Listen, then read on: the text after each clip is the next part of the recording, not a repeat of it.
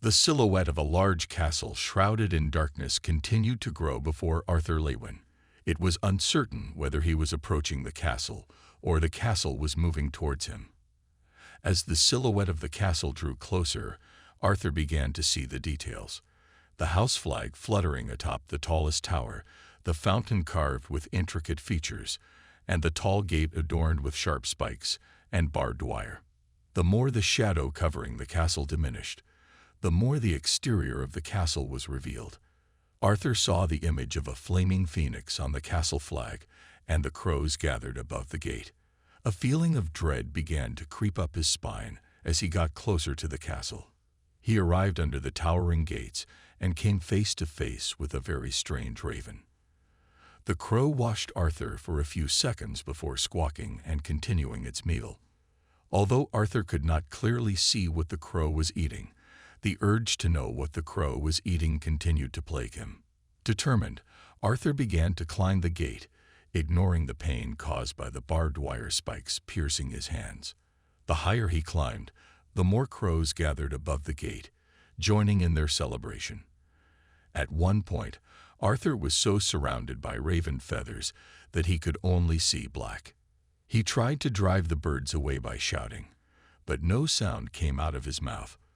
Although his cries fell on deaf ears, the flock of crows finally dispersed, revealing what they had consumed with gusto. Arthur saw that the heads of Tessia and her family had been decapitated and pierced with black spikes. There were chunks of flesh missing from their faces. Without eyelids, their milky eyes seemed to stare blankly, while their lipless mouths gaped. As Arthur reached out to them to remove the spikes from their heads, suddenly all their gazes focused on him. They screamed at him, exposing the insects that had dug themselves into their mouths. Their angry screams made Arthur lose his grip on the gate and fall down, while their lifeless eyes continued to stare at him. Arthur woke up on the stone ground where he lay. Cold sweat soaked his clothes as he sat panting, trying to convince himself that it was all a dream. He looked down at his trembling hands and tried to control his breathing. Suddenly, an unfamiliar voice startled her to her feet. He turned his body towards the sound and saw a dark figure in the corner of his cell. As the figure stepped closer, Arthur could see who it was. The woman, who turned out to be the remaining Lance Alduin, had appeared before him. Arthur had seen the figure earlier today, but this time she was covered in a cloak that hid her appearance. Even more surprising was the fact that although the figure was very close to him, Arthur could not feel her presence at all. It reminded him of the time when Varian released the second stage of his animal form, which seemed very natural to him. The woman then approached while handing Arthur a piece of paper. When Arthur received the letter and read it, the contents revealed that King Aerolith informed him that although explanations and apologies for the disaster at Xyrus Academy had been delivered, the incident turned out to be much deeper and sinister than it seemed. Arthur was informed that within the next few hours, the council would consider him and Cynthia Goodsky as the perpetrators of the act of terrorism that befell Xyrus.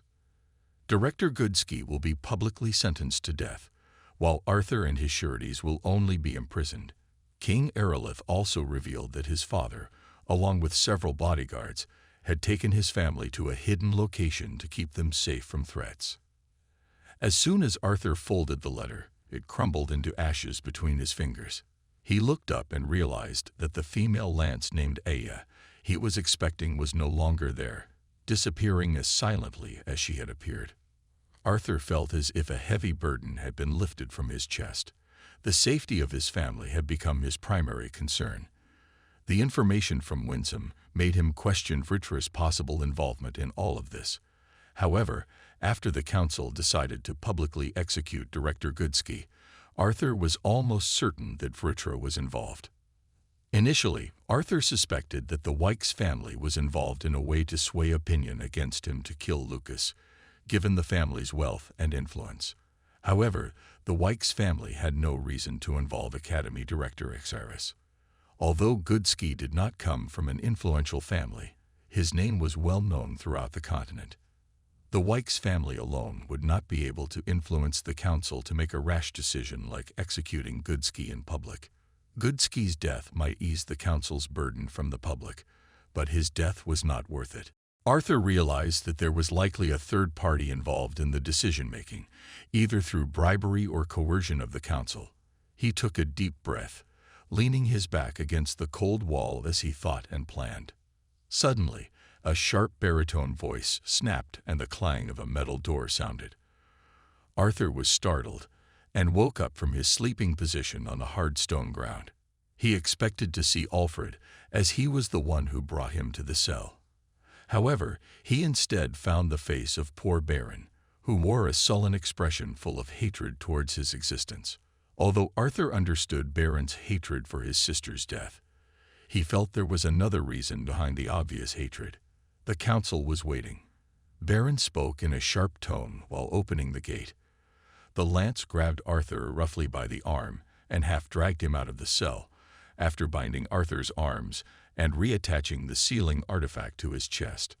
Arthur tried to keep himself from falling as Baron continued to jerk his arm. Baron did not give any response, though his cold gaze spoke volumes. As they walked towards the exit, Arthur realized that the cell where Director Goodski was being held was open. They arrived in front of a different room from yesterday. Large double doors tall enough to accommodate giants were tightly closed, with a rumbling sound coming from the other side. Baron expressed his enthusiasm for the trial with his tightened jaw and tightened grip. He threatened Arthur by saying that he would make sure Arthur's family and anyone dear to him would suffer a miserable death in retaliation for what his brother had done. Although Baron's threats sounded terrifying, Arthur felt they meant little, as he knew the letter he received was safely hidden, and the council still needed him alive and in one piece. Arthur responded to Baron's threats with nonchalance, trying not to show his fear. When Baron suddenly lifts him off the ground and stares at him hatefully, Arthur forces himself to remain calm despite his legs hanging in the air. Baron threatened to put Arthur through the same suffering his family had endured, before throwing him back to the floor with enough force to send him tumbling towards the tall double doors. Arthur dusted himself off as best he could with his hands tied in front of him, and leaned against the door while winking at Baron. When Arthur heard a faint sound from the other side of the door, his enhanced hearing allowed him to catch a few familiar phrases. The voices indicated that the council was almost done with the punishment for Director Goodski. Dawes had announced the death sentence in public, which led to a very loud final statement. After a few moments of silence, the tall door Arthur was standing on suddenly swung inward without a creak, knocking him backwards. Looking up from the floor, Arthur saw the same guard who had previously received Veray, Alfred, and himself at the first council meeting. The guard watched him with no emotion. "The council is ready," the guard said, turning his gaze from Arthur to Baron. Arthur got up and looked at the former Cyrus Academy director as he was escorted out by two guards. Goodski's gaze was firm yet showed restrained anger as he passed Arthur. Arthur kept his expression flat and unreadable as he walked towards the council, watching each of their faces. Arthur sat in a single chair, waiting for the council to begin. Baron appeared behind Blaine Glader, and when the double doors closed with a loud thud, the room was filled with an eerie silence. The Dwarf King was the first to speak, his eyes glued to the pile of papers that had begun to be shuffled. The Dwarf King expressed the council's mercy, stating that while Arthur's heinous actions against his fellow schoolmates would normally result in severe punishment, the council agreed to a lighter punishment as Arthur's actions were for the greater good. Arthur would be stripped of his wizard title and all the benefits that came with it and imprisoned until further notice. Dawes spoke in a stately tone, as if he was very benevolent. After a moment of silence, the Dwarf King asked if Arthur had anything to say. Arthur asked about the meaning of imprisoned until further notice. The Dwarf King explained that over the next few weeks, they would monitor the condition of the victims and their families. After time has passed, and the memory of Arthur's actions fades from the public's mind, Arthur will be released. This is considered temporary detention, not imprisonment. Blaine gave a smile that didn't reach his eyes. Arthur asked about his bail. After being released from the cell this morning by Baron, Arthur was unable to communicate with Sylvie. Glondera snaps, stating that the council was kind enough to let him live even though Arthur asked for more. Alduin explained that as part of the punishment for losing his rights as a wizard, Arthur could no longer keep his bond. Arthur forced a stiff nod and said thank you. Blaine then gave orders to Baron to take Arthur back to his cell while still chained. Arthur studied the expressions of everyone in the room one last time. Although Blaine's face was calmer than during the trial, his wife looked pale with guilt. The two dwarves looked haughty and arrogant, while Alduin and Muriel wore stoic expressions as masks. Baron remained silent all the way back to Arthur's cell. Arthur decided to remain silent, avoiding confrontation with Baron in his explosive emotional state. Arthur expected to be taken to the same cell as before, but instead he was taken to a different detention center. This new cell was equipped with a bed and a toilet, so Arthur would have thought it was a room if not for the iron bars preventing him from escaping. After throwing him inside with more force than necessary, Baron left without saying anything. His hands were still chained, and the sealing artifact remained embedded in his chest, limiting his abilities. There were no windows in the cell, so Arthur had no idea how long he had been inside. Arthur sat patiently, waiting attentively. Suddenly, the sound of soft footsteps could be heard approaching. When Arthur turned his head, he saw a very familiar face. The face grinned with a small smile, confirming that his arrival had indeed been anticipated. Arthur was relieved and responded with the full realization that the arrival was exactly what he expected, around 6 in the morning. Dawsid Graysunder sat leisurely in the large leather chair placed in the center of his grand dining room. The crystal glass in his hand contained red wine that exuded a golden color, and he sipped it with great satisfaction. The triumphant look in his sly eyes was evident as he savored the moment. Before him, his wife, Glondera, sat elegantly. She smiled gently, touching her glass with Dawsid's in a meaningful gesture. The soft clink of the glasses touching complemented the festive atmosphere that enveloped the room. Dawsid gazed at the sparkling rings adorning her fingers, which reflected the candlelight beautifully. His mind drifted to his great accomplishment, feeling proud and hopeful. He saw this moment as the beginning of a new and brighter era. He looked at his wife with confidence, speaking of the imminent end of madness, expressing his gratitude and enthusiasm. As he savored the taste of dry wine, worth the price of a small house, Dawsid kept looking at the rings adorning his fingers. He envisioned a future where his people would no longer be trapped in pits at the bottom of the continent. With a new government led by the mysterious beings he had met, Dawsid believed that they would be the chosen race that would lead the continent into a new era. The dwarves would no longer be slaves doing forced labor, forging weapons for the humans. They would directly serve under the new government. Glondera looked at her husband curiously, wondering about the power of the creature Dawsid had encountered. She had no idea how powerful it really was, and Dawsid, who had communicated directly with it, was her only source of information. Dawsid let out a long sigh, reliving his encounter with the creature. The memories filled his mind with deep fear.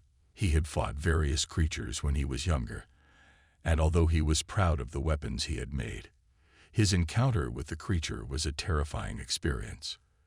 When the creature first appeared, Dawsid felt as if his head had been hit by a hammer and his entire body was sore. Even in the most dangerous of circumstances, he had never felt such fear. Dawsid continued his story with a shudder, describing how he felt like he was facing God. Although he was sure the creature did not need his help to achieve its goal, he felt he was being given a precious opportunity. The creature chose them, Dawsid and Glondera. Lovingly, Glondera hugged Dawsid's arm and asked about the creature's promise. Dawsid smiled broadly, excitedly as he explained that the creature had promised them everything they could hope for: great wealth, unimaginable magical abilities, more servants, and most importantly, immortality. Dawsid was excited that he could finally swing the full cleave, a weapon he was very proud of, without any hindrance. Glondera praised Dawsid, saying that being in the council hindered her husband's full potential. Dawson nodded, recalling his complaints about the kings of this generation whom he considered untalented and lacking potential as mages. He felt that he should have had greater power if not for the incident that damaged him. However, Dawson did not tell his wife that the incident happened while he was having fun with a peasant girl. The memories of that night are still vivid in his mind, and he can't help but smile slyly when he recalls the experience. He resorted to killing the girl and her husband to hide his little secret, although the girl's husband managed to permanently injure Dawson's mana core. Full of rage, Dawson cursed the people who had put him in his miserable condition. He felt that even though he had tortured and killed them, the punishment they received was still not enough. Glondera, not wanting to let her husband get stuck in bitter memories, tried to calm Dawson down gently.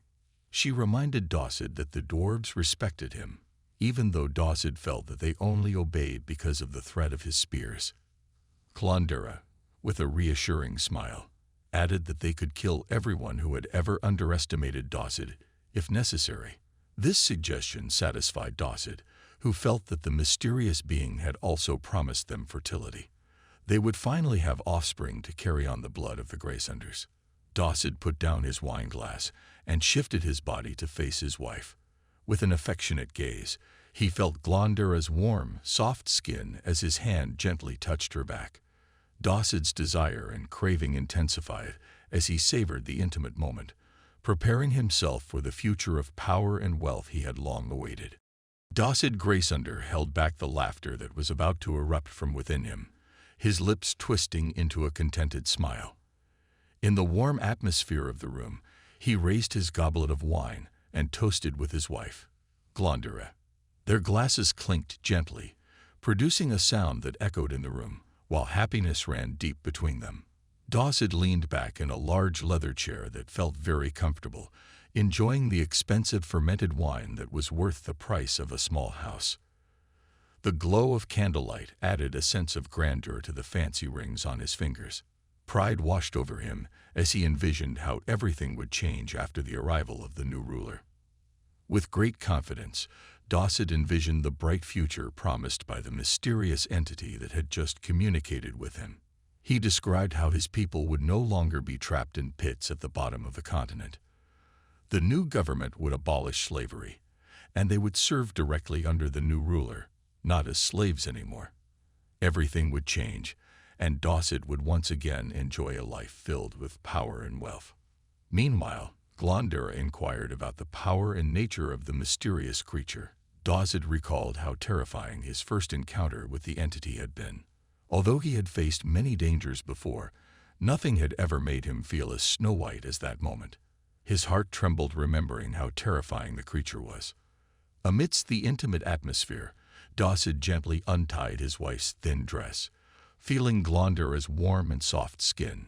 However, the tranquility of the night was suddenly interrupted by the sound of the bedroom door slamming open.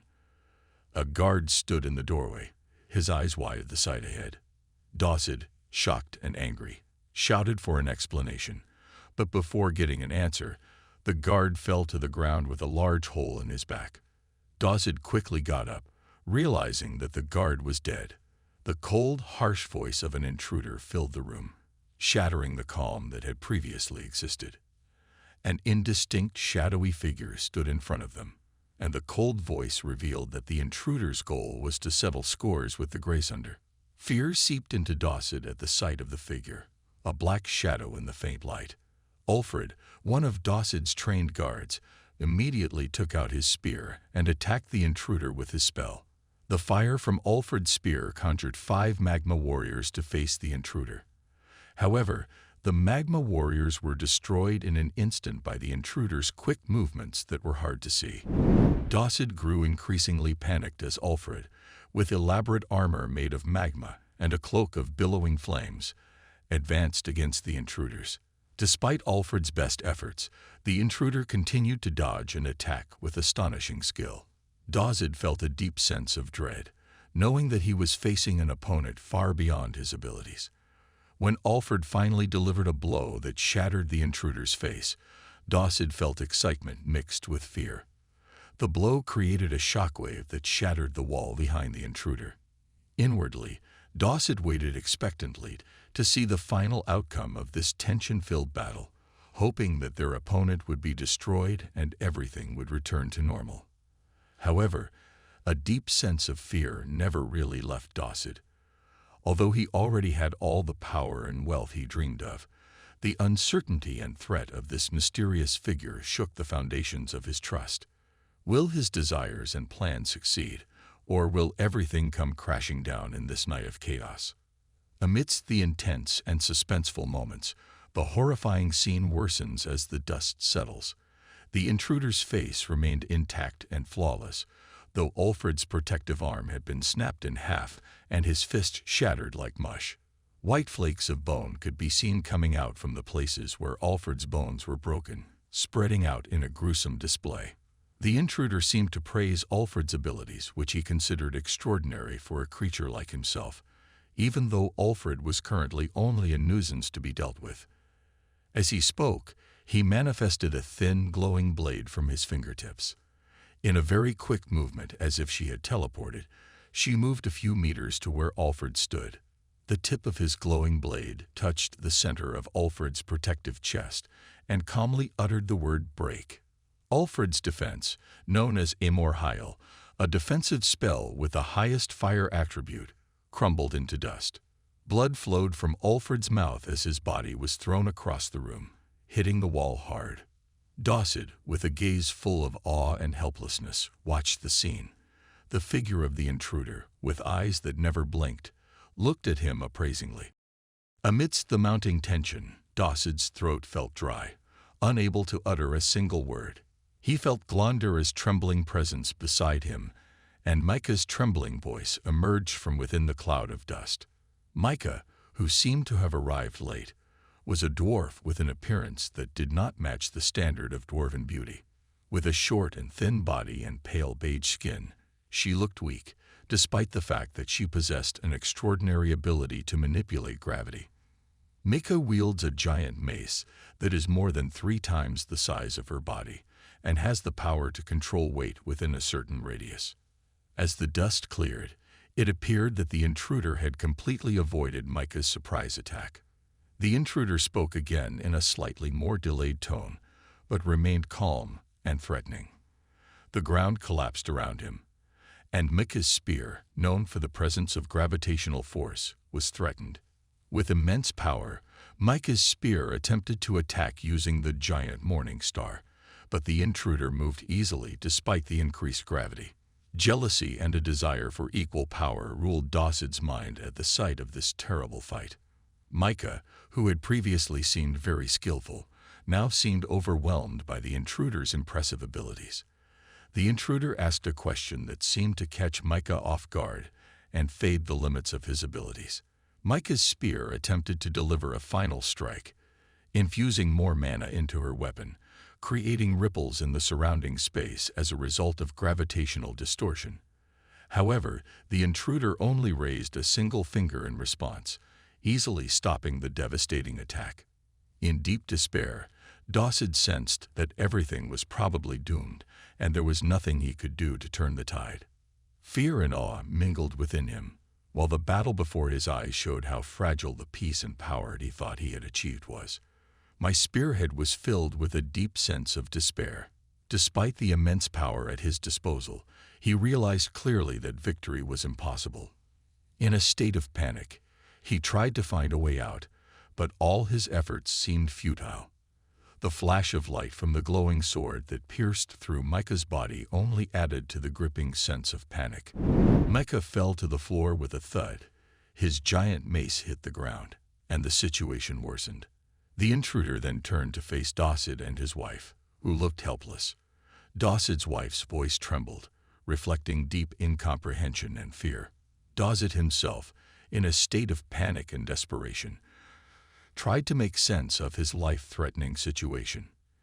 In deep fear, Dawson complained and asked for mercy, but the intruder approached at a very slow pace, as if savoring every second of their helplessness. When the intruder gave the order to release the 2 artifacts, Dawson's desperation deepened. Blood flowed from the corner of his mouth, signaling the gravity of the decision he had to make. The oath he had been holding on to had to be broken in order to save his life, even if it was against his father's orders. Alfred and Micah, who were now glowing a faint red light, indicated that the artifact's bonds had been released in accordance with the intruder's orders. Dawson turned to the intruder with a false sense of relief, hoping that the action would ease the threat they faced. However, the intruder's expression turned into a small grin filled with menace and pride. Dawson was unable to form words. No sound came out of his mouth, and his breathing seemed to stop. His vision grew blurry, and he saw the gaping hole in his throat with nothing to do. He tried to turn toward his wife, who was desperately trying to reach out and help him. Blood flowed from his body, soaking his dress, adding to the pain of the situation. Darkness fell over Dawson, and he felt cold hands pulling his soul away from his body. Dawson's consciousness drifted into the deepening darkness, with the intruder's last words echoing in the silence, letting the chess game begin.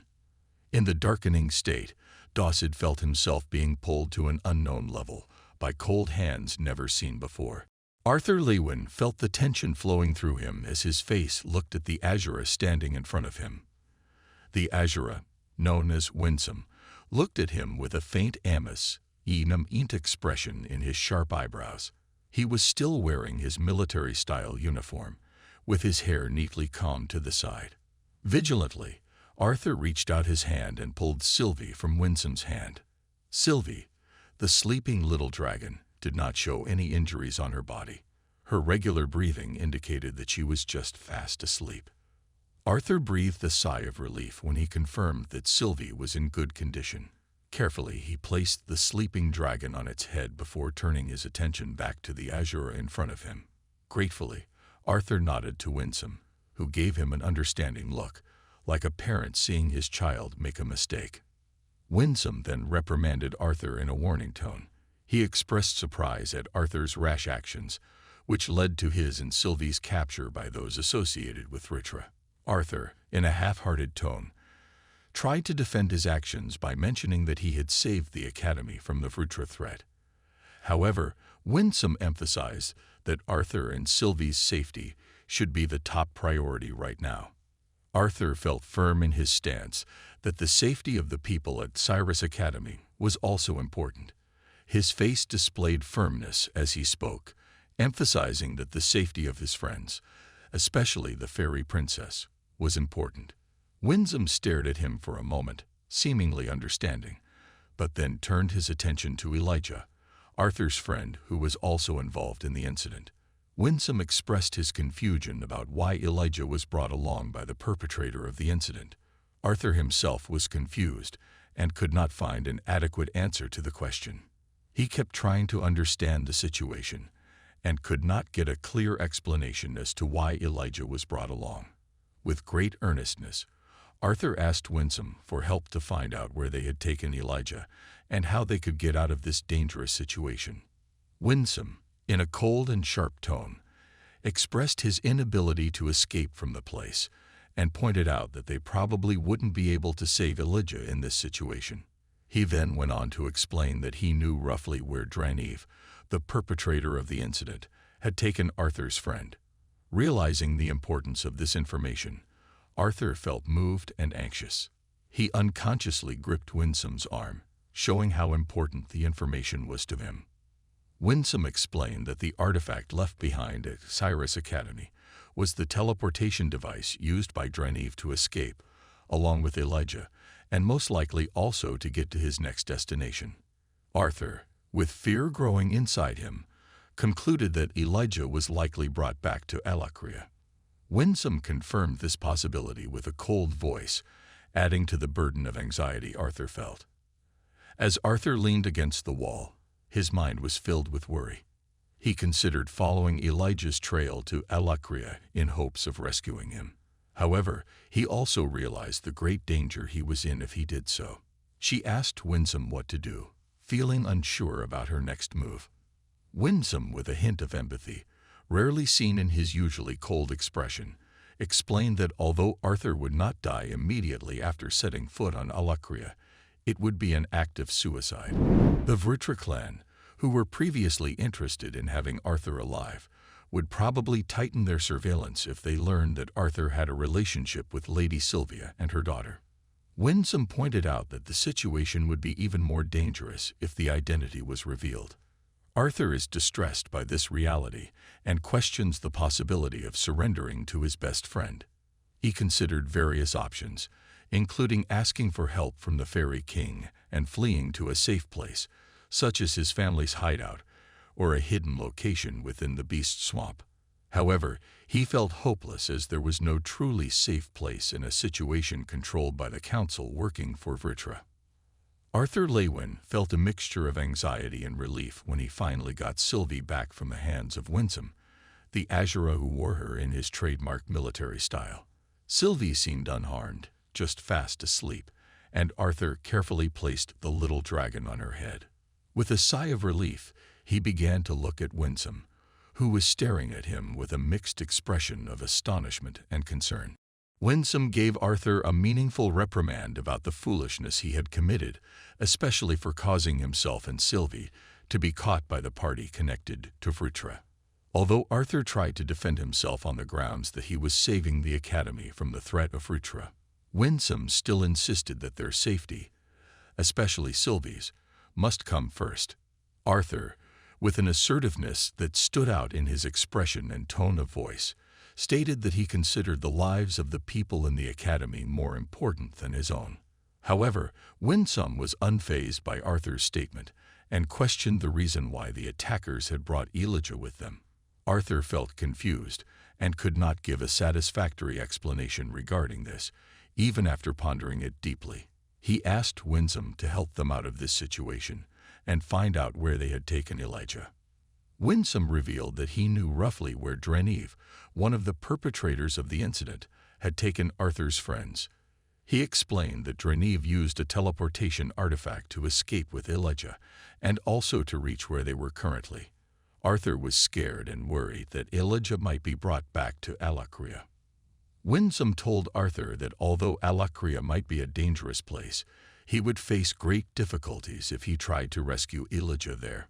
Winsome explained that if the Azuras learned that Arthur had the powers of the Harris Lady Sylvia and her daughter, it would be very difficult for even the Azuras to keep them safe.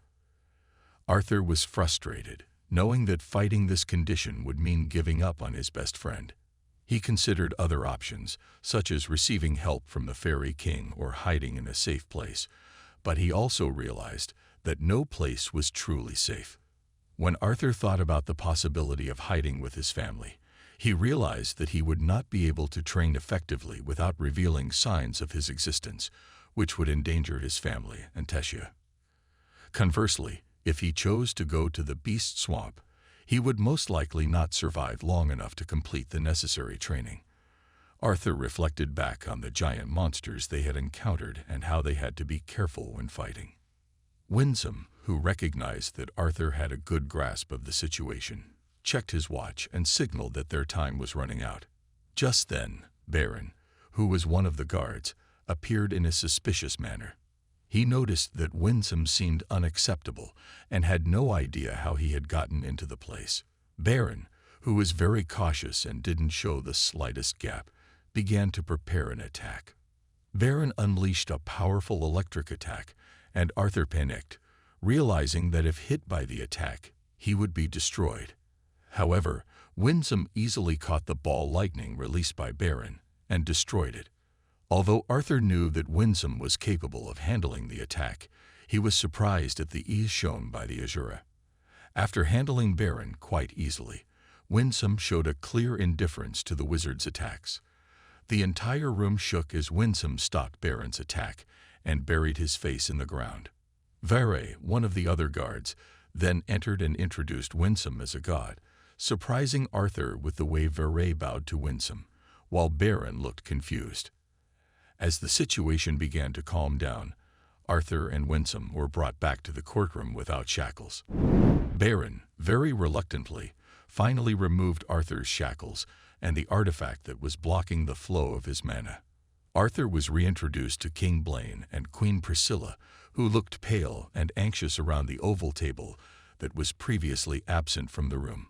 Alongside the king and queen, Tesh's parents, Alduin and Merilith, and Veray were also present, signaling that this meeting was an important and stressful event. In a room filled with tension, Director Cynthia sat with a dazed expression that reflected her confusion regarding the situation at hand. An elderly man with one eye on his forehead, sitting next to her, caught my attention. Every fiber in my body cringed in the face of that figure, giving rise to a strong urge to run away from the man. However, Winsome, with his calmness, tried to calm my feelings. Although my family wasn't present, the presence of the other people in the room minus one person I didn't recognize provided a temporary sense of relief. Everyone in the room, except for the person I did not recognize, rose from their seats and gave Winsome a small bow. With a gesture full of meaning, Winsome motioned for me to sit with him at the table. I sat next to Winsome, trying to make sense of the situation unfolding around me. Right now, I was next to the council and their spears. Director Cynthia, who was a prisoner sentenced to death, and a man whose identity was still a mystery. The tension felt in the room was heavy, enough to make anyone feel anxious and frightened. I was holding Sylvie in my lap, stroking her to calm myself down when someone got up from their seat. The person who got up was someone I instinctively wanted to avoid. This man seemed to have 3 eyes, 2 of which were closed, with white hair tied back, reminding me of Virion the first time we met. In a calm voice, the man introduced himself as Alder. Without waiting long, Alder went on to explain that he and Winsome had been sent to give the lesser beings a chance to survive in the upcoming war against Vritra. Alduin, who was seated beside the king and queen, spoke out loud, expressing his concerns about the impending war.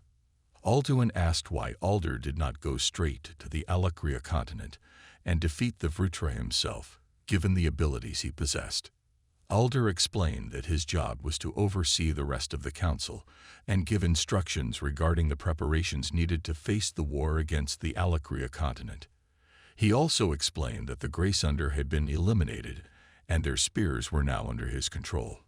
This explanation made the situation clearer. The Azuras seemed to have killed those working directly for Vritra and left a warning to the Gladers. The human king and queen seemed very nervous about the situation. Alder continued that the Azuras could not directly attack each other or interfere with lesser beings. However, the fact that the Azuras killed lesser beings like me showed the inconsistency with the rule. Alder explained that the action was due to exigent circumstances, namely Agrona's immediate possession of Vritra. Nonetheless, he emphasized that these creatures were Agrona's trump card in this war and would be used with caution. Alder then told Winsome and me to make preparations, while he himself would take care of the rest here. Winsome pulled me along, carrying the sleeping Sylvie out of the room. I asked Winsome about the importance of taking part in this discussion and what we should do next. Winsome explained that Alder knew what to do and would prepare everything for the upcoming war. According to Winsome, we need to be stronger so as not to be useless when the war comes. Winsome then revealed that the first step was to visit my family and say goodbye.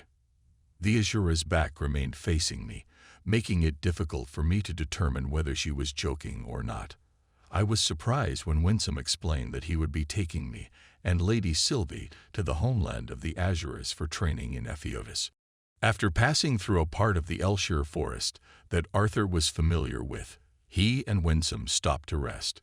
This forest held memories for Arthur, as he had traveled through it with Erilith's family to Elder Rinia's hideout. This time, however, the atmosphere was different. Arthur felt a deep desire to understand more about the things said by Winsome, who seemed to hold many secrets. As they continued their journey, Arthur paid close attention to the surroundings. Tree branches and vines often blocked their way. Carefully, Arthur plucked out a sharp branch that had gotten caught in his hair.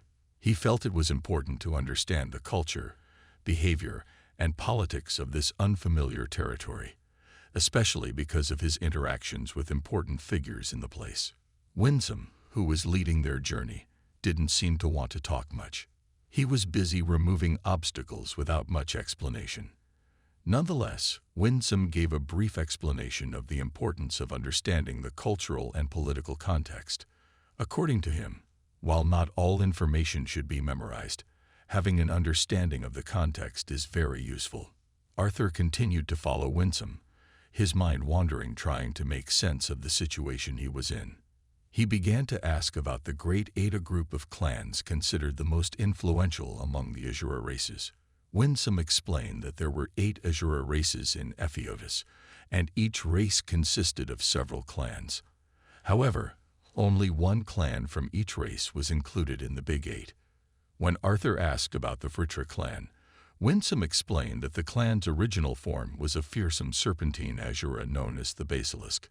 The Vritra clan was once part of the Great Eight before the betrayal by them and other clans. Although the remaining Basilisk clans face threats, they still have allies who defend them. Acts of genocide against an entire race were never committed, as it would have been foolish given the historical ties. Arthur tried to understand the reasoning behind these actions as he continued to walk on the crunching leaves and broken branches. He asked further about how the Great Eight were chosen. Winsome explained that the clans of the Great Eight had existed since the beginning of their history, with some clans such as the Indrath clan remaining part of the Great Eight to this day.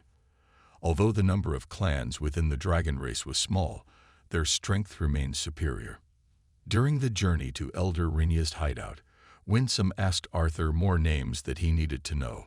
Arthur felt a little overwhelmed from lack of sleep and hunger, which affected his ability to retain information. However, he still tried hard to jot down important information. Arthur expressed his wish for Winsome to take them closer to their destination, as the journey from the air castle in the Beast Glades to the Elshire forest was long.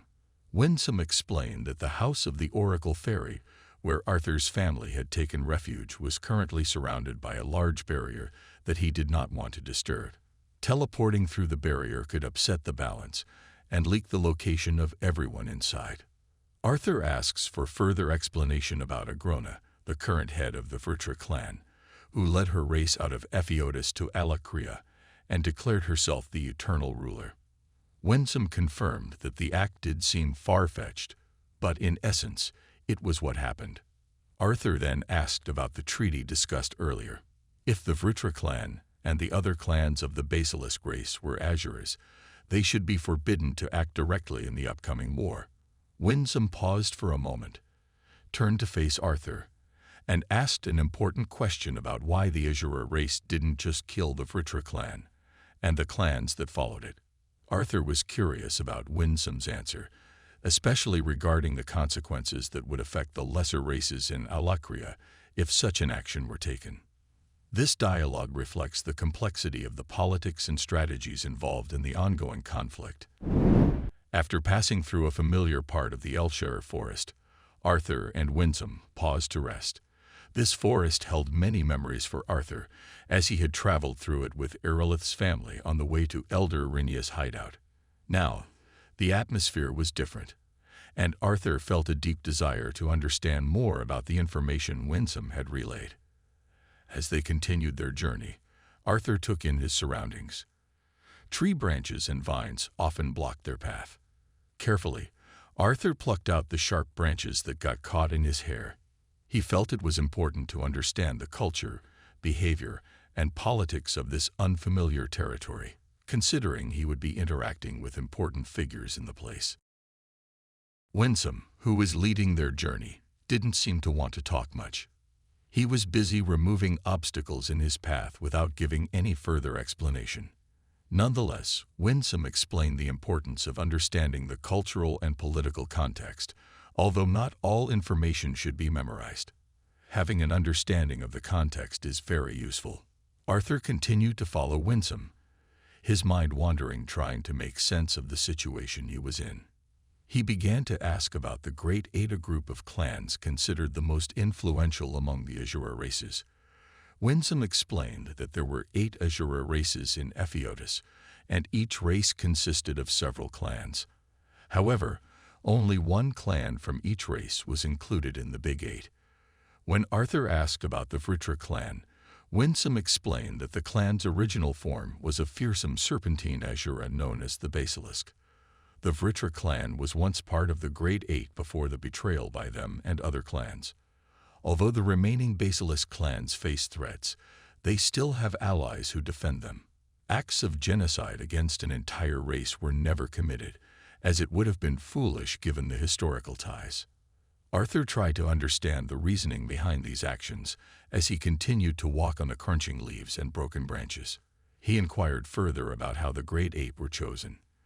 Winsome explained that the clans of the Great Eight had existed since the beginning of their history, with some clans such as the Indreth clan remaining part of the Great Eight to this day. Although the number of clans within the dragon race was small, their strength remained superior. During the journey to Elder Rinia's hideout, Winsome asked Arthur more names that he needed to know. Arthur felt a little overwhelmed from lack of sleep and hunger, which affected his ability to retain information. However, he still tried hard to jot down important information. Arthur expressed his wish for Winsome to take them closer to their destination, as the journey from the air castle in the Beast Glades to the Elshire forest was long. Winsome explained that the house of the Oracle Fairy, where Arthur's family had taken refuge, was currently surrounded by a large barrier that he did not want to disturb. Teleporting through the barrier could upset the balance and leak the location of everyone inside. Then Winsome paused for a moment and sighed. He formed a small barrier around them, ensuring privacy for the upcoming conversation. With a stoic expression, he continued his explanation, revealing information that only a few members of the Indrath clan knew. Winsome explained that the previously mentioned treaty was not their first act. After the escape of Agrona and her followers, the major clans that did not belong to the Basilisk race gathered for the first time, regardless of their factions, and formed a council consisting of the leaders of each major clan. The leaders decided to send a small division with elite Azuras to quickly remove Agrona and his followers. However, as Winsome continued, it was clear that he was considering whether to reveal everything he had in mind. Finally, with a small sigh, he explained that although everyone in Epheotis believed that Lady Sylvia was somehow captured and held captive, the truth was that Lady Sylvia voluntarily went with the elite division, tasked with killing Agrona Vritra and the clans that followed her. Arthur was shocked to hear this. How could Lady Sylvia go on a mission into enemy territory without knowing what would happen? The mission seemed like suicide. Winsome explained that Lord Indrath, Sylvia's father, did not allow her to go, but Lady Sylvia hid herself and followed the elite division. By the time they realized her presence, it was too late to retreat. Winsome continued that Agrona, the cunning serpent, was waiting with a larger army of basilisks and lesser races who possessed similar magical abilities. The Vritra clan had interbred with the lesser races of Alakria, resulting in enormous numbers. This made the elite Azura group sent out outnumbered and the expected element of surprise meaningless.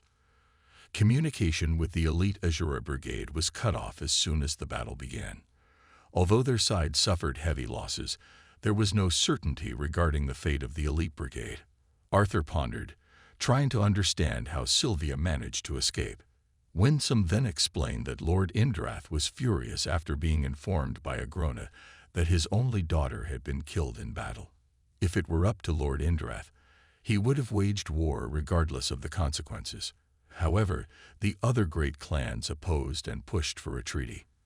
An agreement was eventually formed between the two sides, prohibiting the Azuras from acting directly to prevent the collateral damage that would be caused in the event of a full-scale war between the 7 Azura races of Epheotis and the Vritra clan forces. Winsome mentioned that although this treaty dated back several generations and prohibited Azuras and half-breeds from directly participating in battles, no one knew how many of the lower races in Alakria had Azura blood. Arthur began to think about the unfortunate position of Decathan, who was bound by the treaty. Arthur asked about the 6 ancient artifacts given to the Decathan. Winsome explained that the artifacts were their way of giving swords and shields to the people of this continent. The power and knowledge in the artifacts were supposed to spark a revolution. However, recent events have shown that it was not enough. The hope of Lord Indrath and the great clan leaders is that with their direct intervention, they can equip the continent's mages with the power to defend the continent from Agrona. They feared that if Agrona gained access to the continent's inhabitants, the Vritra clan would gain enough fighting power to overthrow Epheotis. Arthur felt like he was just a chess piece in a larger game, used by the great clan to gain an edge in the coming war.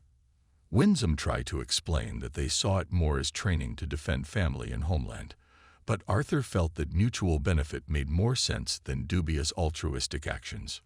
Winsome then asked about Arthur's plan to tell his family about all this. Arthur paused, thinking about how to convey all this information to them without causing further chaos. This dialogue made Arthur realize the complexity and depth of the strategies involved in the ongoing conflict, as well as Decathlon's position in this big game.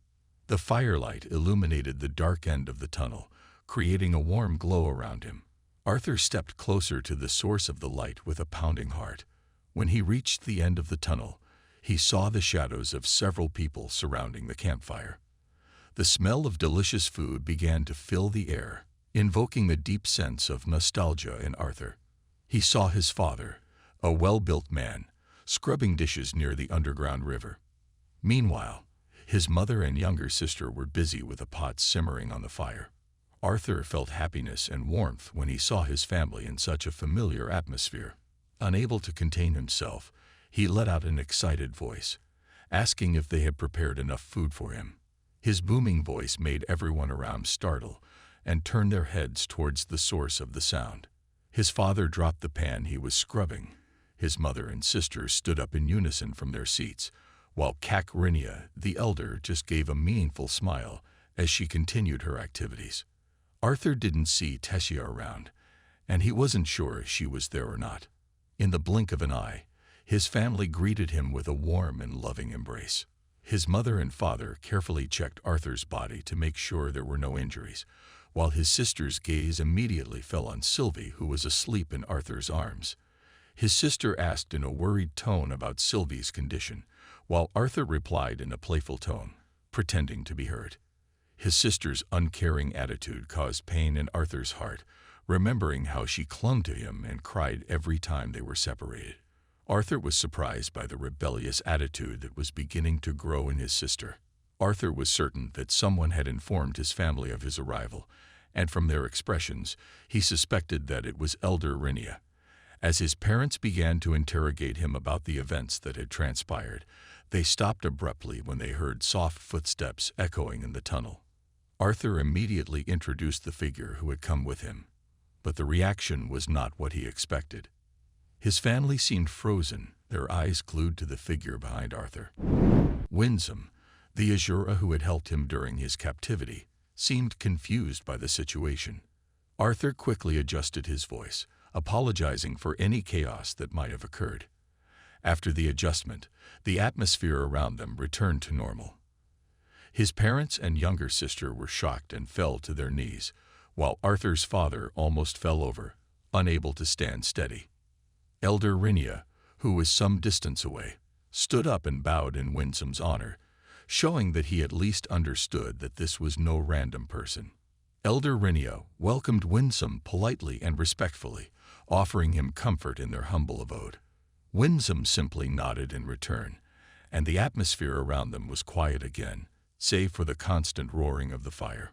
Arthur's father was the first to thank Winsome for his help. He expressed gratitude for having gotten help during such a difficult time. Winsome smiled slightly, responding that Arthur had caused them a lot of worry. His mother also added that the problem would likely continue in the future. As the conversation progressed, Elder Rinia reminded him to discuss the topic after Arthur had eaten. Arthur was relieved and quickly sat down to enjoy his meal. Winsome chose not to eat, but remained seated with them, watching the campfire quietly. After dinner was over, Arthur's father began to recount the latest developments from their side. Apparently, Virion had taken Tessia and Lilia elsewhere for treatment, while Helstia's family followed to look after their daughter. This explained why only Arthur's family was present. Elder Rhaenyra revealed that Arthur would be able to reunite with Teshia in a few days, which made the mood even more cheerful. As the conversation died down and the cave returned to silence, Arthur realized that his parents were waiting for answers to their earlier questions. He turned his gaze to Winsome, who was also waiting for more information. With new habits formed during awkward situations, Arthur decided to start a serious conversation. Arthur asked Elder Rhaenyra for permission to speak privately with his parents. With a warm smile, Elder Rhaenyra agreed. Arthur then apologized to his sister, saying that he would talk to their parents first. After entering the tent, his parents followed with slightly confused expressions. When they sat down in front of Arthur, he began the conversation with great caution, telling them that there was something he had been thinking carefully about telling them since he came into this world. After Arthur's shocking revelation, the atmosphere inside the tent became extremely tense. A deep silence hung in the air as Arthur's parents tried to process the information their son had just given them. His mother, with an expression full of confusion and worry, took Arthur's hand gently, as if afraid that if she let go, Arthur would disappear. His father, on the other hand, looked at Arthur with a silent gaze full of hope and worry, waiting for further explanation. Arthur, while taking a deep breath, squeezed his mother's hand gently and tried to speak with a smile that would hopefully calm the precarious atmosphere. Arthur explained that although he was born in this world as their son, he had actually experienced a phenomenon that made him reborn from another world. He emphasized that his memories from his previous life were still very clear. Arthur explained that he had been reborn in this body and taken from the previous world to live in this world. His mother was getting confused and worried. She came closer, examining Arthur's head attentively, looking for signs of concussion or other disorders. His mother asked about the source of this information and if perhaps Arthur had experienced something painful or traumatizing. Arthur tried to calm his mother down by explaining that no one but them knew this. He also revealed that the exact term for this phenomenon was still unknown to him, but his best guess was that it was similar to the concept of reincarnation. Arthur realized that explaining something so complex and unfamiliar as this might be difficult for them. His mother couldn't stop worrying and kept looking for other explanations. She leaned in close to try and heal Arthur, but his father, although also anxious, tried to remain calm and pleaded with his mother to give Arthur space to talk. The tension increased when Arthur's father, in an attempt to calm the situation, finally gave Arthur permission to continue. Arthur went into detail about the world he came from, the role he played there, and the relationships he had in his previous life. He tried to explain clearly and convincingly so that they would not feel that the story was a figment of their imagination. During this lengthy explanation, Arthur's parents listened in silence.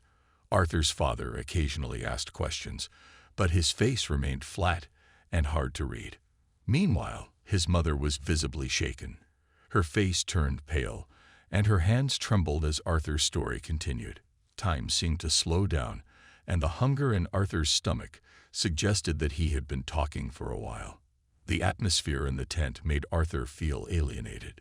His father finally muttered the name Grey King, attributing Arthur's explanation to his fighting and magical talents. Arthur nodded to confirm that the key system in the old world was similar to some aspects of this world and explained that they already understood most of the story. His father then asked if Arthur had been able to understand their language since birth and if he still remembered everything. Arthur simply nodded in response, confirming that his memory was very clear. His mother suddenly chuckled, with a laugh that didn't fit the mood. His father and Arthur turned to her with concern. His mother laughed even louder, as if she was trying to laugh at this situation as a joke to reduce the tension. Her father put his arm around her gently, but her mother kept staring at them with a confused look. His mother tried to convince herself that it was all a joke, but as her smile faded and her gaze searched for signs that would convince her that this was all a joke, she reached for Arthur's hand with a desperate look. When no such signs were found, his mother grabbed Arthur's father's arm, pulling him along as tears streamed down her pale face. She begged Arthur's father to tell her that their son was sick, refusing to accept the reality that Arthur was stating. Arthur's father, trying to calm his mother down, hugged her gently and motioned for Arthur to leave them alone. Arthur felt his heart heavy and wanted to hug his mother to reassure her that he was still their son, but he could not muster the courage to do so. With a heavy heart, Arthur opened the tent and walked out without saying anything, leaving his parents in sadness and confusion. As Arthur walked out, elder Rinia, Winsome, and his older sister looked at him with concern. The look on Arthur's face probably showed sadness and exhaustion, making them reluctant to ask further questions. Arthur's older sister, who was usually sullen, also refrained from asking questions as Arthur sat beside her and the sleeping Sylvie in front of the fireplace.